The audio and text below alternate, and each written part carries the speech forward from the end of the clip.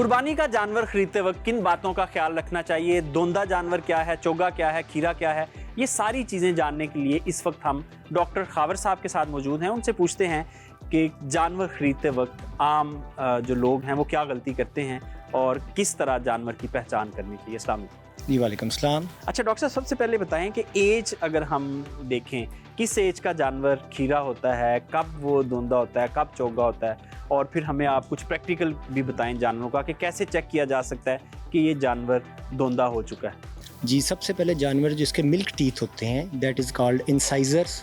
ये छोटे एक पैटर्न पे होते हैं, लोअर जॉ पे, इनको हम ये खीरा होता है। दरमियान में जो नीचे दो दांत होते हैं वो बड़े होते हैं, ये 2 से 2.5 साल में होते हैं, इसको दोंदा कहते हैं। इसके बाद फिर साथ वाले 2 दांत होते हैं, दरमियान वाले राइट और लेफ़्ट जो होते हैं वो बड़े होते हैं, ये तकरीबन उसके 1 साल के ड्यूरेशन में 1 से सवा साल में होते हैं, ये चौगा होता है। और इसके बाद यही जो टाइम पीरियड है, इसके बाद फिर वो चिगा हो जाता है। दोंदा जो है वो दांत तो जाहिर है आम सारफ के लिए सारे एक होते हैं, तो आप दिखाएं कि हमें दोंदा जानवर जो है उसके दांत किस तरह बड़े होते हैं। ये 2 दांत बड़े हैं, इसको हम दोंदा कहें। ये 2 से 2.5 साल इसकी एज है, ये दोंदा, ये आइडियल एज है कुर्बानी के लिए। अच्छा डॉक्टर साहब, बाकी जो साथ वाले टीथ हैं वो छोटे हैं? छोटे हैं, वो एक पैटर्न में है, ठीक है। अगर ये भी 2 एक पैटर्न में होंगे, छोटे होंगे, तो वो खीरा होगा, ठीक है। चलें जी। ये दरमियान वाले 2 ये दोंदा है। अब हमें चोगा दिखाएं। ये दोंदा से चौगा की तरफ चल पड़ा है। इसकी ये साथ वाले जो दांत हैं, ये देखें, ये बड़े हो रहे हैं।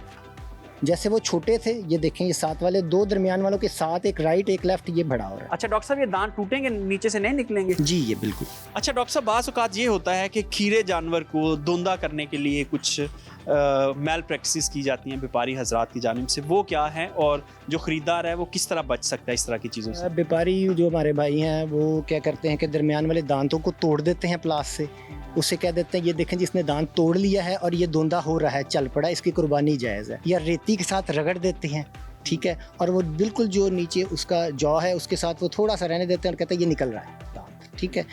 इस तरह जो है, अगर आपको ज़रा भी शक हो या वहाँ पे ज़ख्म हो जाता है करते वक्त, क्योंकि वो एक नॉन टेक्निकल बंदा, अगर उसने तोड़ा है वहाँ पे ज़ख्म हो, आप उसे चेक करवा लें। जी डॉक्टर साहब, आपका बहुत शुक्रिया। अगर आप भी जानवर ख़रीदना चाह रहे हैं तो यकीनन जो दोंदा जानवर है वो बेस्ट एज है। इसका मतलब ये हरगिज़ नहीं है कि इससे बड़ी उम्र के जानवर की कुर्बानी नहीं हो सकती, लेकिन गोश्त की लज्जत और उसके जो बाकी प्रोटोकॉल्स हैं उसको अगर देखा जाए तो 2 से 2.5 साल जो है वो बेहतरीन उम्र है किसी जानवर के गोश्त की।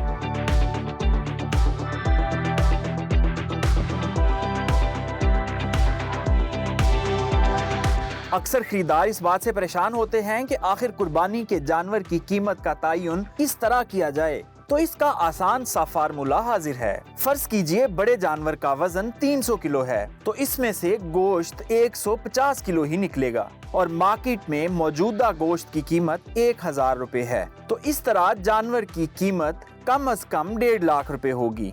इसके अलावा कुर्बानी के जानवरों का इजाफी रेट खूबसूरती का होता है। अगर छोटे जानवर यानी बकरे की कीमत की बात करें तो इस वक्त मार्केट में अच्छे मटन का रेट 2500 रुपए फी किलो है। तो इस तरह 60 किलो बकरे में से 30 से 35 किलो गोश्त निकलता है और 60 किलो बकरे की कीमत कम से कम 90,000 रुपए बनती है। अगर जानवर ज्यादा खूबसूरत है तो उसकी वैल्यू उसी हिसाब से होगी।